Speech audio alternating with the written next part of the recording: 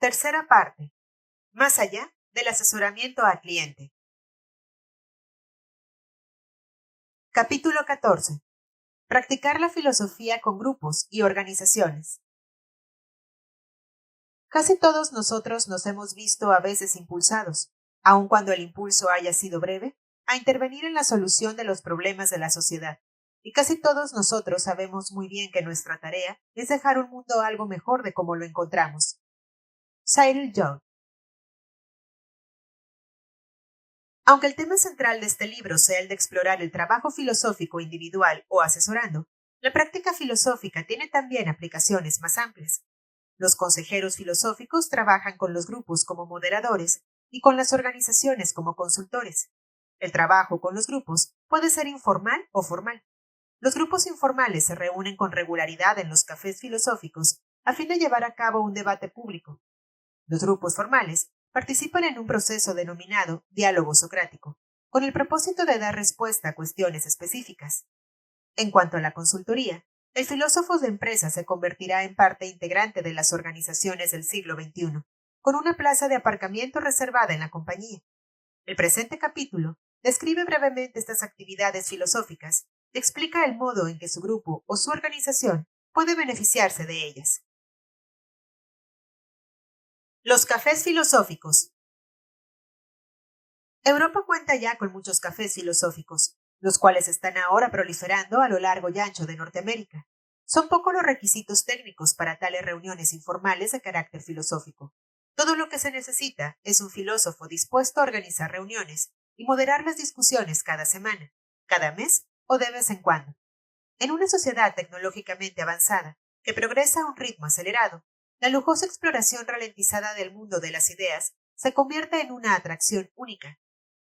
A todos los grupos que he dirigido o en los que he participado, acudían toda clase de personas, pero su característica común era, a menudo, un sentimiento de alienación en la cultura de masas y la idea de que la reflexión y el debate se están convirtiendo en un arte perdido, ya que el valor de pensar por uno mismo está a la baja. Si a usted le basta con la cultura sensacionalista, bustos parlantes en televisión, películas superficiales, libros inmediatos, vidas desechables, tiene preparada una dieta para no pensar, lista para sí el consumo diario. Pero si busca algo más, tiene que investigar mucho más a fondo. En el mundo de nuestros 57 canales y ninguno bueno, esa búsqueda de algo mejor está desembocando, cada vez más, en los grupos de discusión filosófica informal. El intercambio de ideas es un valioso lujo, pese a no figurar en los listados de cotización de Wall Street, y es gratis en casi todos los casos. Los cafés filosóficos están devolviendo a la filosofía su contenido original de proporcionar alimento al pensamiento de las personas en la vida cotidiana, animándolas a profundizar en su vida. Sócrates practicaba la filosofía en los mercados públicos, desafiando a todos los oponentes, dispuesto a discutir en cualquier momento cualquier cuestión con cualquiera. Esta es la tradición del café filosófico. Yo desempeño la función de moderador en 2 tertulias filosóficas mensuales, una en una librería de Manhattan y la otra en un famoso café de Greenwich Village. Hay muchos asiduos que acuden cada mes, pero también hay siempre caras nuevas. La gente que participa es una muestra representativa de Nueva York y, por consiguiente, una muestra representativa de la humanidad. Se trata, en su mayoría, de trabajadores y estudiantes. Aunque sea posible fijar un tema para una sesión determinada, yo prefiero dejar que la gente reunida los plantee y que el propio grupo marque los derroteros de la charla. Se discute acerca de toda clase de temas, incluidos algunos tan conocidos como el significado, la moralidad, la fe y la justicia. He dirigido debates sobre el modo de superar la alienación, sobre el significado de la tecnología para la humanidad e incluso sobre cómo conocer más gente. Los temas que se han expuesto en la segunda parte de este libro surgen a menudo en los grupos, así como en el asesoramiento particular. Algunos de los asiduos desearían discutir sobre sus temas favoritos en cada sesión, pero no importa el asunto que se elija. Todo el mundo se beneficia al escuchar los puntos de vista de los demás. No se puede esperar alcanzar un acuerdo universal en un debate público, pero lo que se obtiene es igualmente útil. Una oportunidad para desafiar los puntos de vista de otros, para que los propios sean desafiados y para aprender a reconciliar o tolerar puntos de vista opuestos. En última instancia, No importa si el desafío refuerza o destruye su posición, pues con ello, su postura filosófica ganará, de todos modos, profundidad y solidez. En mis grupos de discusión hay solo una regla básica, la urbanidad. Si hay urbanidad, los miembros del grupo practican también otras virtudes al mismo tiempo: paciencia, atención, tolerancia. Independientemente del tema que se discuta, ejercer estas virtudes es, de por sí, una lección filosófica. También desaconsejo que se citen nombres, es decir, hacer referencia a las obras filosóficas publicadas. La discusión filosófica fuera referencia de la academia consiste en hablar de lo que usted piensa y de lo que piensan los demás miembros del grupo, no de lo que se dicen los que han hecho carrera con el pensamiento. Si el grupo está debatiendo sobre la justicia, su materia prima son las experiencias particulares de justicia y de injusticia de los participantes y sus pensamientos más generales sobre la materia. No es preciso que se haya doctorado en filosofía para tener experiencias y pensar por sí mismo. Las personas que no hacen más que citar a otros o que tratan de impresionar a los demás con su erudición no han comprendido lo que es un debate. Pues el hombre que piensa por sí mismo llega a familiarizarse con las opiniones de las autoridades solo después de haberlas adquirido meramente como una confirmación de mis más, mientras que el filósofo del libro empieza con las autoridades en la materia, ya que construye su opinión reuniendo opiniones de otros. Su mente, entonces, se compara con la de los anteriores, como un autómata se compara con un hombre vivo. Arthur Schopenhauer. Las reglas de urbanidad son cruciales cuando se discuten temas candentes, y debe creerme si le digo que nos adentramos en cuestiones más peliagudas que las que se discuten incluso en los programas más escandalosos de radio y televisión. En mis debates filosóficos no hay tabúes ni censura, siempre y cuando se observen las reglas básicas, lo que nos ayuda a ejercitar la razón en tándem con la expresión apasionada. Los pensamientos impensables no existen. Trate solo de pensar en un pensamiento que no pueda pensar. Escogemos temas como la raza, el sexo, la justicia, la religión, la libertad, el dinero, las drogas, la educación y otros, que son cada vez más difíciles, si no imposibles, de examinar de forma abierta y sincera en una sociedad cada vez más políticamente correcta. El propósito principal de estos grupos es discutir asuntos que, por ser delicados, complejos o las dos cosas a la vez, no se discuten habitualmente. Este libre intercambio de ideas es lo que se supone que es América. Así pues, gracias a algunas librerías y cafés, hemos puesto bajo vigilancia nuestro territorio mensual, en el que permanecemos dedicados a la libertad individual y a la libertad de expresión. Hasta el momento, los comisarios políticos no nos han molestado, la policía del pensamiento no ha efectuado ningún arresto, y los ideólogos hipersensibles no nos han demandado por ofensa personal. Quizá tengamos que esforzarnos más. Nos sienta muy bien escuchar simplemente las conclusiones de otras personas, sobre todo cuando se discuten temas puntillosos. Solemos relacionarnos con gente que piensa como nosotros. Estoy seguro de que la mayoría de sus amigos comparte con usted los mismos puntos de vista. Estamos siempre dispuestos a ofrecer los 2 céntimos que tenemos, pero a menudo nos enriquecemos más con los 2 céntimos de otra persona. Escuchar otras perspectivas no le obliga necesariamente a cambiar de opinión, pero debería de hacerle pensar, al menos 2 veces, de tanto en cuando. Hay que ejercitar la apertura de espíritu, la necesitará cuando su disposición filosófica actual deje de serle útil. Tenemos que tener opiniones, pero no siempre sabemos si son correctas o incorrectas. Si quiere mantener un alto rendimiento filosófico, debe afinarse periódicamente y estar dispuesto a introducir cambios en su discurso, siempre que estos sean necesarios. Si está intrigado, espero que busque, o cree, un café filosófico en su vecindario. Proponga grandes temas como: ¿existe algún límite a la tolerancia social? ¿Cuál es el propósito de la educación? ¿Cuál es el mejor modo de educar a los niños? ¿Poseen demasiado poder los medios de comunicación? ¿Se encuentran en decadencia nuestra cultura? ¿Cuáles son las consecuencias que trae la sustitución de la tradición escrita por la visual? ¿Qué significa vivir correctamente? ¿Cómo conocer la diferencia entre el bien y el mal? ¿Existen modos objetivos de juzgar lo que es bueno y lo que es malo? ¿Hay significado y propósito en la vida? ¿Existe Dios? ¿Es Dios hombre o mujer? ¿Es eso importante? ¿Se puede reducir la moralidad a la biología? ¿Es la moralidad una invención del hombre? ¿Qué es la belleza? ¿Qué es la verdad? Si ha estado trabajando por su cuenta o con otra persona, quizás haya tocado alguno de estos temas, pero es muy probable que se haya centrado en intereses más personales e inmediatos. Aún así, las cuestiones grandes y pequeñas se superponen a menudo. El abordar temas más amplios reforzará su filosofía personal, lo que a su vez hará que su filosofía sea más persuasiva y útil en su vida diaria. Las grandes cuestiones no han dejado de ser grandes. Lo que se discutía en Atenas hace 2500 años sigue siendo un tema de actualidad. Ser capaz de discutir estos asuntos es parte de lo que significa estar vivo y bien. El diálogo socrático. Mientras las discusiones filosóficas empiezan a prosperar en Norteamérica, un método más formalizado y conocido como el diálogo socrático está también echando raíces. No debe confundirlo con el método socrático, con el que tiene cierta relación, puesto que el diálogo socrático es un modo organizado de responder a algunas de las grandes preguntas. Leonard Nelson, un filósofo alemán con nombre inglés, esbozó el proceso a principios del siglo XX. Después, se fue perfeccionando poco a poco en manos de consejeros alemanes, holandeses y más tarde, americanos. Para dilucidar el título de este proceso, que puede prestar a confusión, debo explicar por qué se invoca en dos contextos diferentes el nombre de Sócrates.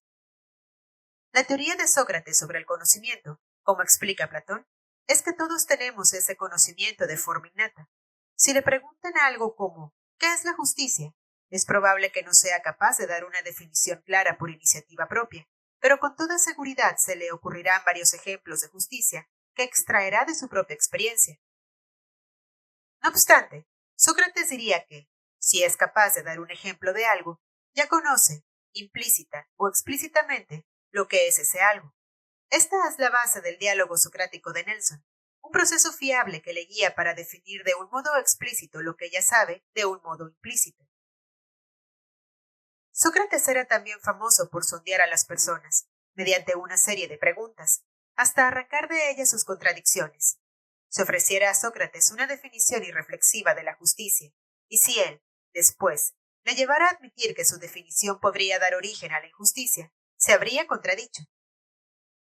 En consecuencia, su definición no sería correcta. Este método se llama, desde un punto de vista técnico, helénico, pero a menudo se le conoce como método socrático. Observe que muestra solo lo que algo no es, no lo que es.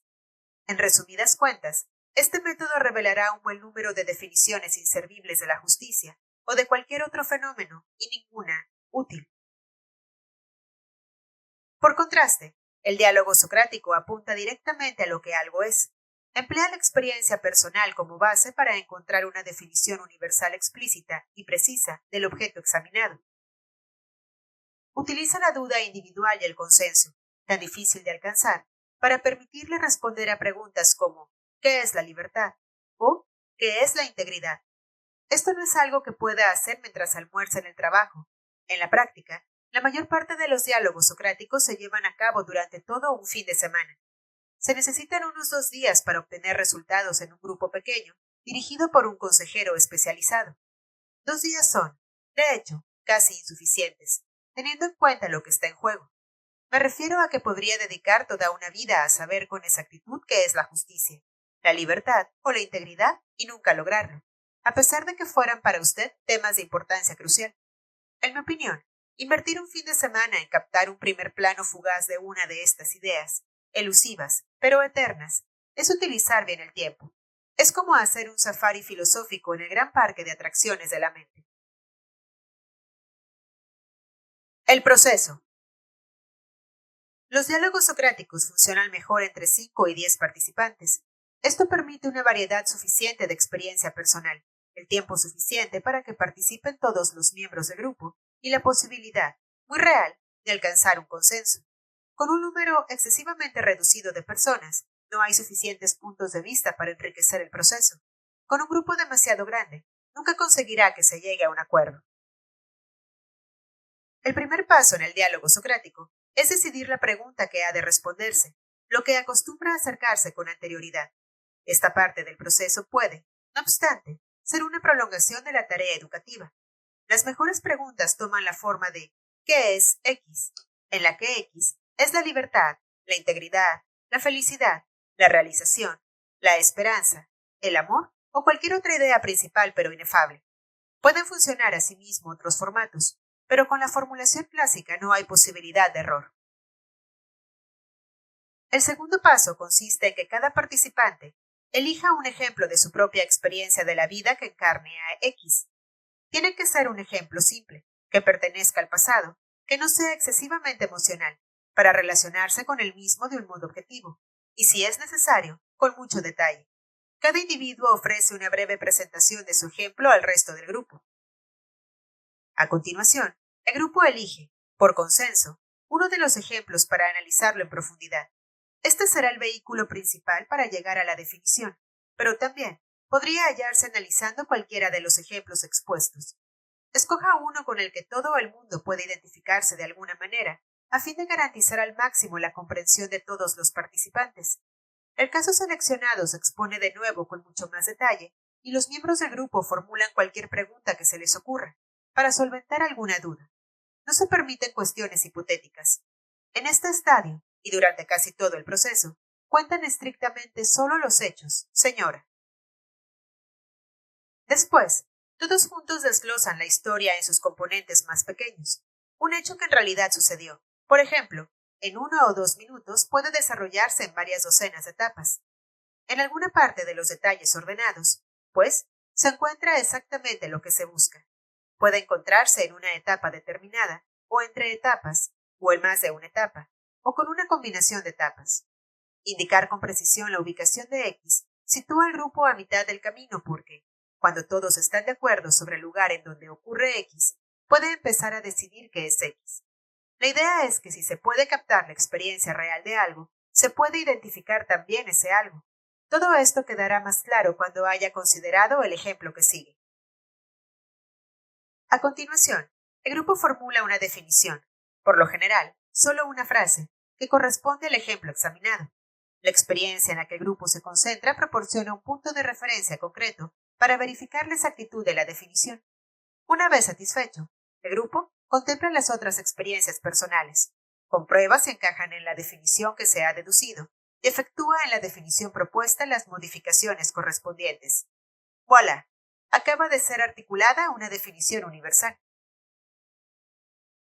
La etapa final es tratar de refutar la definición con otros ejemplos que no se encuentran entre los que ya se han presentado. Este es el único estadio del diálogo socrático en donde se permite plantear situaciones hipotéticas. Si puede rebatir la definición, debe pulirla en consecuencia. Se sorprenderá cuando vea que su definición, elaborada con suma consideración, resiste incluso en esta fase libre del análisis. ¿Qué es la esperanza? Con un ejemplo concreto comprenderá mejor el proceso. Un grupo que dirigí recientemente seleccionó el tema ¿qué es la esperanza? Para nuestro discurso de fin de semana. Para acelerar un poco el proceso, todos los participantes acudieron a la primera sesión del sábado con sus ejemplos personales seleccionados, así que empezamos por presentarlos.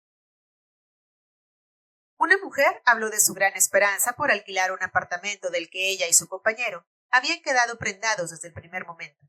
Expiraba el contrato del apartamento que tenían entonces y el que habían visto parecía perfecto. Sin embargo, el papeleo los tuvo en suspenso durante varios días, sin saber si lo obtendrían o no. Finalmente lo consiguieron. Un hombre habló de su esperanza mientras aguardaba una carta de una mujer con la que había vivido un breve pero intenso romance. El caso es que hacía poco había trasladado fuera de la ciudad. Ella le había dicho que le escribiría en cuanto estuviera instalada, y él iba cada día a buscar ansiosamente el correo. La carta, empero, no llegó nunca. Un periodista dijo que ella había esperado que la biografía que había escrito sobre una de sus personalidades favoritas fuera seleccionada por la revista que consideraba más adecuada para su artículo, lo que ocurrió en último término. Un hombre explicó mucho que había esperado que todo el trabajo que había realizado como voluntario en su comunidad le llevara a conseguir un puesto remunerado. Al final, estableció su propio negocio. Y por último, una mujer que había abandonado su país para rehacer su vida en Estados Unidos, lo que había requerido un considerable sacrificio personal y profesional por su parte, expuso su esperanza de que su hija pudiera beneficiarse allí de los privilegios y las oportunidades que no eran accesibles en su país de origen. Frente a estas posibilidades, el grupo se decidió por la experiencia del hombre que esperaba carta de su amada. Sam volvió a contar la historia, esta vez con más detalles, y respondió a todas las preguntas. Juntos, los miembros del grupo desglosaron después la historia en 23 etapas. 1. En la escuela superior conocí a 2 hermanas. 2. Los 3 nos hicimos amigos. 3. Llevé a una de las hermanas al baile de gala. 6. Años después, la otra hermana se presentó en mi casa de forma inesperada. 21. Miraba el correo esperando tener carta de ella. Y seleccionaron las etapas precisas en las que había surgido la esperanza. En este caso, encontraron un sentimiento de esperanza en 5 etapas distintas, con inclusión de la etapa 21, arriba mencionada, y la 11. Hicimos planes para pasar juntos una temporada el próximo verano. Una vez detectada la esperanza, nos planteamos la siguiente pregunta. ¿Qué es esperanza en este ejemplo? Después de muchas deliberaciones, el grupo llegó a la siguiente definición. La esperanza es actuar de acuerdo con la expectativa de un desenlace favorito, que es compatible con la dirección actual de la vida del individuo. De un ejemplo concreto emergió, de este modo, la tentativa de una definición universal. Seguidamente, revisamos los otros 4 ejemplos presentados y modificamos nuestra definición, de forma que pudiera aplicarse a todos ellos, así como al ejemplo seleccionado. Teniendo en cuenta las complicaciones que surgieran, el grupo acordó que la definición era la siguiente. Esperanza es mantener la expectativa de un desenlace favorito, que es compatible con la experiencia actual en la vida del individuo. Se había sustituido actuar por mantener y dirección por experiencia. Esta definición podía aplicarse a cada uno de los ejemplos. Todos estaban satisfechos, a excepción de la mujer que esperaba que su hija tuviera oportunidades en Estados Unidos. Ella consideraba que la definición no podía aplicarse a su ejemplo. Todos estábamos de acuerdo en que no era lo mismo tener esperanza para uno mismo que tenerla para otro, pero pensamos que, en el segundo caso, bastaría con efectuar un ligero cambio en nuestra definición, que es compatible con la experiencia actual de la vida de otra persona. A continuación, pusimos a prueba la definición planteando ejemplos hipotéticos, pero ésta resistió bien nuestro examen. El ejemplo hipotético que consideramos fue el de Cenicienta, que tenía la esperanza de llamar la atención del príncipe azul. El debate giró en torno a si tal sentimiento estaba dentro de la experiencia actual de Cenicienta. Por tanto, si era esperanza, en oposición a fantasía. Y en ese caso, si nuestra definición podía aplicarse a dicho ejemplo. Decidimos que sí, pues Cenicienta creía posible que sus esperanzas se hicieran realidad. Quizás si ella misma hubiera considerado imposible que una simple fregona trajera los favores de un príncipe, su sentimiento hubiera estado más cerca de la fantasía. Para entonces, nuestro fin de semana había casi terminado, pero al menos, hasta ese momento, nuestra definición había resistido con firmeza. Durante nuestro diálogo, emergieron muchos temas secundarios que no pudimos resolver en el momento, como ocurre en cualquier diálogo socrático provechoso. La totalidad del proceso hace que reflexionemos a fondo sobre las propias experiencias. Y como es natural, ello abre otras puertas. En este caso, tuvimos que tener cuidado de no salirnos del tema con interesantes preguntas, como ¿es necesario que la comprensión de la esperanza requiera un desenlace determinado? ¿Para bien o para mal? ¿Puede comprenderse la esperanza sin saber lo que ocurre en última instancia? ¿Es importante conocer las probabilidades de que algo suceda para identificar la esperanza? La esperanza puede durar de forma indefinida o tiene un límite temporal. ¿Es posible que el sentimiento de esperanza para otro refleje altruismo o implica siempre un interés personal? ¿Cuál es la diferencia entre esperanza y fantasía? Entre todos, decidimos dejar de lado estos temas, hasta concluir con el diálogo principal, y analizarlos después, si quedaba tiempo. A pesar de nuestras esperanzas, no tuvimos tiempo para ello. Es instructivo comparar la definición consensual de la esperanza, a la que había llegado este grupo formado por gente de la calle, un escritor, un psicólogo, un maestro, un estudiante de licenciatura y un empresario, con las definiciones que ofrecen algunos filósofos famosos. Hobbes, por ejemplo, escribió: pues la sed de que triunfe una opinión se denomina esperanza. Schopenhauer, para poner otro ejemplo, escribió: la esperanza es confundir el deseo de algo con su probabilidad. Recuerde que nuestro grupo escribió: la esperanza es mantener la expectativa de un desenlace favorito, que es compatible con la experiencia actual en la vida del individuo. Creo que el grupo lo hizo tan bien, si no mejor, que Hobbes, y mucho mejor que Schopenhauer, quien obviamente se dejó descarriar por un tema secundario que nuestro grupo había identificado. ¿Es importante conocer las probabilidades de que ocurra algo para identificar la esperanza? El hecho de que un grupo de reflexión, integrado por individuos normales y corrientes, pueda formular una definición de la esperanza de categoría mundial durante solo un fin de semana, es tanto un testimonio de la comprensión filosófica que yace dormida en la mente humana, como del poder del método de Nelson para despertarla. A mi parecer, el diálogo socrático es un encuentro con la sabiduría viviente que todo el mundo debería experimentar, al menos una vez. No disfrutará de ello hasta que no esté personalmente preparado, pero no existe un modo mejor de llegar hasta algunas de las cuestiones más complejas que apuntalan su vida. La tendencia, en Estados Unidos, no hace más que comenzar. En Alemania, por ejemplo, puede matricularse en un diálogo de una semana en cualquier centro de vacaciones. Yo preveo un tiempo en el que cada estudiante universitario dedicará al menos un fin de semana, de los 4 años de clases, a un diálogo socrático. Los diálogos se pueden organizar también en cualquier lugar donde se cuente con un grupo de personas dispuestas: centros cívicos, hogares de jubilados, escuelas, balnearios, centros humanitarios de desarrollo. Uno de mis colegas, Bernard Roy, está promocionándolos para una compañía de cruceros: Sol, Mar y Sócrates. Matricúlenme, por favor. El trabajo del moderador filosófico es guiar al grupo a través de cada una de las distintas fases, y en particular, cerciorarse de que se alcance en cada estadio un consenso genuino, antes de pasar al siguiente. Las dudas que quedan sin plantear o sin responder aparecen siempre en estadios posteriores, y para entonces, el grupo podría haber tomado ya una dirección equivocada. El moderador funciona como el director de una orquesta. No tiene voz en la partitura general, pero se asegura de que todo el mundo toque bien, con armonía y al unísono. Los participantes en un diálogo socrático descubren también algo que es prácticamente desconocido en Occidente, a saber, tomar decisiones por consenso. Hemos heredado otros muchos modelos para responder a las preguntas, pero la mayoría de ellos son profundamente defectuosos. Por ejemplo, la cadena de mando transmite sus instrucciones a los cargos inferiores, y estos han de obedecer sin tener en cuenta si las directivas recibidas son o no razonables. O el comité, el método favorecido por las academias, que decide toda clase de asuntos importantes basándose solamente en criterios razonables, porque es la hora de comer, por ejemplo, o llega a una solución intermedia con la que nadie está de acuerdo, con el único fin de evitar otra a la que se opone radicalmente un grupo de personas.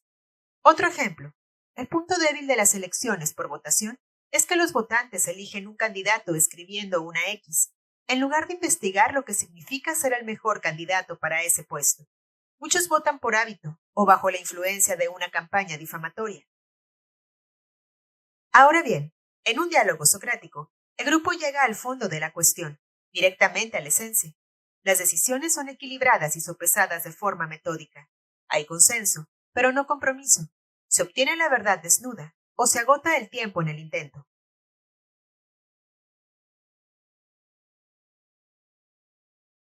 El filósofo empresarial.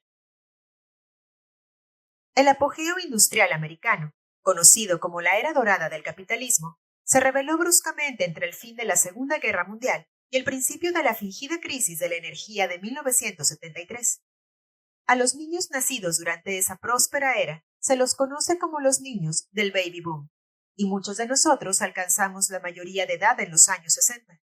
Dicho periodo de prosperidad, sin precedentes en Estados Unidos, fue también testigo de la aparición de una profesión inesperada que contribuyó a la plenitud de la época. La psicología de la conducta se unió a la industria manufacturera, lo cual dio origen a un híbrido, el psicólogo industrial. Mientras que la revolución industrial concentraba su energía en el desarrollo de la maquinaria y las cadenas de montaje cada vez más eficaces, a menudo explotaba y maltrataba sin piedad sus recursos humanos, como tan insistentemente nos recuerdan Charles Dickens y Karl Marx. Es entonces cuando interviene el psicólogo industrial del siglo XX, quien responde a estas preguntas. Dados los modernos procesos de fabricación, ¿cómo producir empleados modernos? Podemos construir máquinas eficaces y diseñar productivas cadenas de montaje, pero ¿cómo motivar de un modo rentable a los trabajadores y directivos para que den el máximo de sí mismos? La primera respuesta resultó ser algo como: pintad las paredes de verde y conectad el hilo musical. E incluso aquellos que sienten rechazo por el color verde y por el hilo musical, reconocen que el psicólogo industrial consiguió realmente una simbiosis entre la fuerza muscular de la industria y la ciencia de la motivación. Echando una mirada retrospectiva, comprendemos que el psicólogo industrial era un precursor rudimentario del filósofo empresarial. Gracias a las multinacionales y a la civilización global, la economía norteamericana se desplaza desde la base de productos manufacturados a la de suministro de servicios. Antes, la conexión vital se establecía entre los cuerpos humanos y las sólidas máquinas, y la cuestión técnica era: ¿cuál es el mejor modo de mecanizar el rendimiento humano? Contrata a un psicólogo industrial y él te dirá cómo hacerlo. Ahora, la conexión vital ha cambiado. Se establece entre las mentes humanas y las estructuras fluidas, a menudo amorfas, como el ciberespacio. Así pues, la cuestión técnica es: ¿cuál es la mejor manera de sistematizar el rendimiento humano? Respuesta: contrata a un consejero filosófico y él te dirá cómo hacerlo. Este es el cuadro general. Es serio, real y actual. En Estados Unidos, Inglaterra, Europa y en otros países, los filósofos están trabajando como consultores en el gobierno, la industria, las profesiones y asimismo en toda clase de disciplinas. Ahora, en las agencias gubernamentales, en las empresas y en las organizaciones profesionales, se están promocionando cursos de formación sobre el dilema, sobre la integridad, de diálogos socráticos de corta duración, etc. Algunos consultores filosóficos, como mi colega Kenneth Kipnis, se han especializado en establecer objetivos y códigos de ética para las organizaciones y diseñar los talleres correspondientes a fin de ponerlos en práctica. Usted no puede enviar por fax, correo electrónico, un código de ética a sus obreros y esperar que lo apliquen de forma automática. Los consejeros administrativos lo intentaron durante años. Jamás funcionó. También es útil saber algo sobre ética, lo que no ocurre normalmente en el caso de los consejeros administrativos. Los empleados necesitan participar en ejercicios éticos concretos para comprender la aplicación de principios éticos abstractos y también para prever y resolver los conflictos potenciales entre sus moralidades personales y sus códigos de conducta profesional. Los consultores filosóficos proporcionan estos servicios y más. En Estados Unidos, la sumisión ética constituye un campo de creciente interés para las grandes empresas, ya que cada vez se las considera más responsables de los actos de sus empleados. Hay ciertas pautas federales de sentencia que los tribunales emplean en la indemnización por daños y perjuicios. Si su organización es sumisa desde un punto de vista ético, si ha llevado a cabo un taller de trabajo ético en el lugar de trabajo, por ejemplo, los daños financieros pueden verse reducidos de forma significativa. Si no lo es, se verán incrementados en gran medida. La siguiente pregunta es: ¿a quién debe contratar para evaluar, diseñar, llevar a cabo y supervisar su programa de sumisión ética? Puede elegir entre el consejero administrativo, que no sabe apenas nada sobre ética, pero que reconoce una oportunidad de negocio en cuanto la ve, o el consultor filosófico, que sabe sobre ética más de lo que jamás necesitará saber y que puede evaluar, diseñar, llevar a cabo y supervisar el programa que necesita. La elección es evidente. Aunque los cínicos puedan considerar que la sumisión ética es un seguro barato, yo la describiría como un poderoso incentivo para mejorar el ámbito laboral. Es obvio que las organizaciones virtuosas son más funcionales que las viciosas. Sin duda, puede llevar un negocio rentable con una ética de serpiente. Toda clase de delincuentes, genios de la estafa y, de vez en cuando, abogados funcionan de ese modo. Pero todos ellos tienen que cubrirse las espaldas, eludir a la policía y a otros inspectores, estar preparados para las posibles represalias y no saber nunca cuándo o cómo recaerá sobre ellos el peso de sus malas acciones. Esa clase de vida no es ni buena ni envidiable. También puede dirigir un negocio rentable con una agenda ética innovadora, disfrutar de la buena voluntad de sus clientes y de la armonía de su ámbito laboral, y ganar, además, la excelente imagen pública que confiere el hecho de ser ético. Esta es una vida mucho más envidiable. La ética es buena para usted y buena para su negocio. El consultor filosófico construye una escalera que le permite salir del nido de serpientes. La práctica filosófica a nivel organizativo incorpora, de hecho, todo cuanto hemos discutido en este libro. El filósofo empresarial de jornada laboral completa aconseja individualmente a los empleados para resolver problemas que interfieren en el cumplimiento del trabajo. Facilita talleres con equipos de proveedores de servicios o de gerentes, a fin de intensificar su rendimiento, y consulta con los altos directivos para mejorar la ética y la dinámica de la compañía. Los altos ejecutivos inteligentes pueden cuestionarse acerca de su responsabilidad en cuanto a proveer atención médica a sus empleados, por ejemplo, o sobre el modo más humano de abordar los despidos o la reducción de personal. Los empleados pueden consultar a un filósofo para resolver los conflictos que surgen en la plantilla. La intervención filosófica en la oficina podría haber ayudado a Vincent y a su colega cuando ésta se quejó del cuadro con que había decorado su despacho, por ejemplo.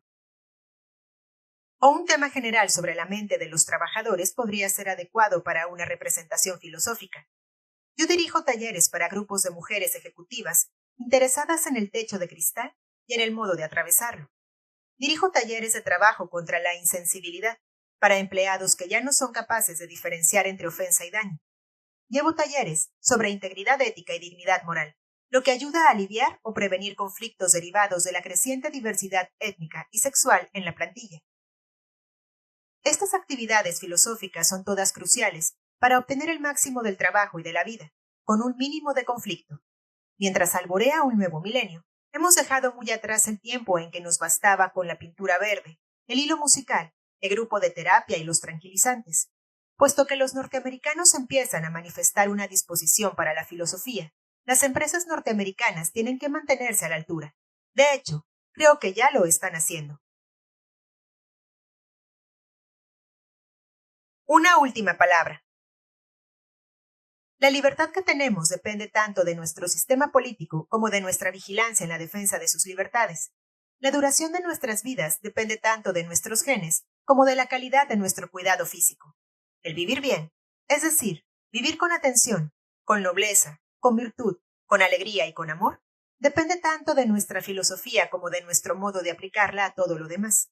Una vida examinada es una vida mejor, y le aseguro que está a su alcance. Deje el Prozac y pruebe con Platón.